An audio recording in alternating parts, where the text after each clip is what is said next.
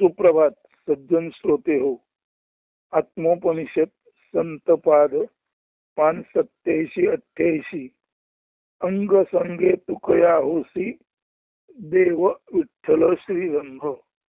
तुकारामासारखे जे संत असतात त्याच्या अंगसंगतीने आणि अर्थातच मनोसंगतीने सर्व भक्त प्रथम तुकाराम होतात आणि अंतिमता ते विठ्ठल रूप होतात, असा या अभंगाचा अर्थ आहे. तर भक्त आपल्या संत भक्तीने संत रूपच असतो. जसा संत त्याच्या ईश्वर भक्तीने ईश्वर रूपच असतो. भक्त संत भक्तीने संत रूपच असतो आणि संत त्याच्या ईश्वर भक्तीने ईश्वर रूपच असतो. म्हणून अंतिमता संत भक्त आणि ईश्वर म्हणून अंतिमता संत भक्त आणि ईश्वर एकरूप ब्रह्मच असतात. सांगायचा मुद्दा एवढा आहे, संत ज्या दैवताची उपासना करतो तर संत ते दैवतच असतो. भक्त ज्या संताची उपासना करतो भक्त तो संतच असतो. आणि अंतिमता संत ईश्वर आणि ब्रह्म एकच असतात. म्हणून ज्याला ब्रह्मरूप व्हायचं असेल त्याला अचानक ब्रह्माशी एकरूप होता आलं नाही तरी त्याने प्रथम आपल्या संताशी एकरूप व्हावं. संत देवाशी एकरूप होतो आणि शेवटी देव ब्रह्मातून येतात. म्हणून भक्त संत ईश्वर आणि ब्रह्म ही वस्तुता एकच ब्रह्मरूप असण्याची खात्री आहे. म्हणून परत एकदा ऐका, भक्त आपल्या संत भक्तीने संतरूपच असतो.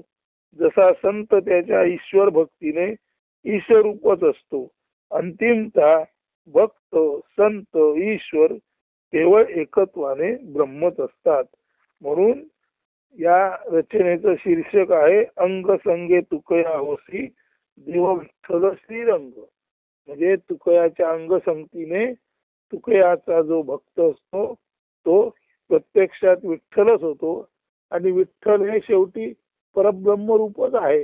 म्हणून तुकारामाच्या संगतीने भक्त विठ्ठल होतो आणि विठ्ठल हे परब्रह्म रूप असल्याने भक्तच ब्रह्मरूप होऊन उरतो, असा या संपूर्ण शीर्षकाचा अर्थ आहे. आता काव्य नीट ऐका. विठ्ठलाचा प्रेमा कौतुका जो पात्र तोची संत तुका माझा परमसखा मित्र.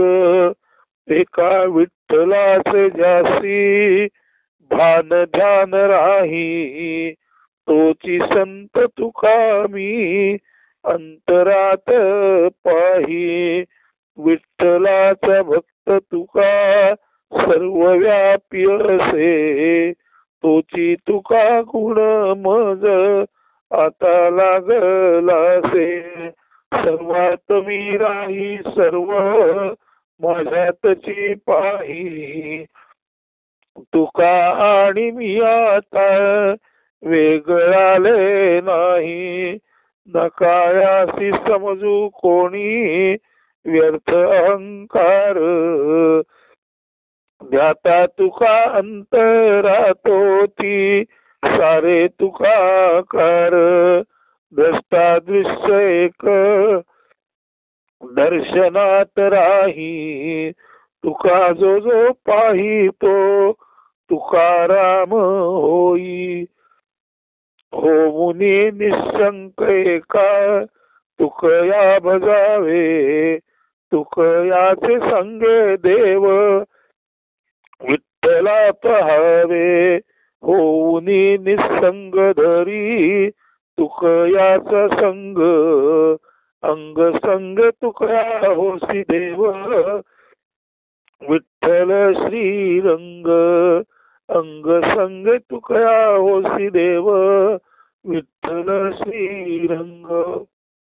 येथे तुकारामाचा भक्त अत्यंत विश्वासाने सांगत आहे की जसं जे कृष्णमूर्ती म्हणतात ऑब्झर्वर इज ऑब्झर्वड, पाहणारा जे पाहायचं तेच असतो, तसंच तुकारामाचा भक्त म्हणत आहे की तुकारामाला अंतरात पाहता पाहता मी स्वतःच तुकाराम झालो आहे आणि तुकारामाचा तो दिव्य गुण सर्वात मी राही सर्व माझ्यातची पाही.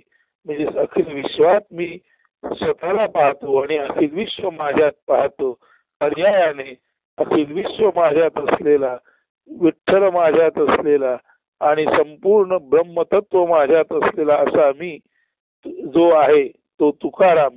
आणि त्या तुकारामाच्या नादी जो लागला तो तुकारामाच्या नादी लागून ज्याने जो इतर सर्व संघापासून दूर झाला आणि ज्याने तुकयाची अंगसंगती धरली तो स्वतः तुकाराम झाला. आता तो वेगळा उरत नाही, तुकारामच होतो.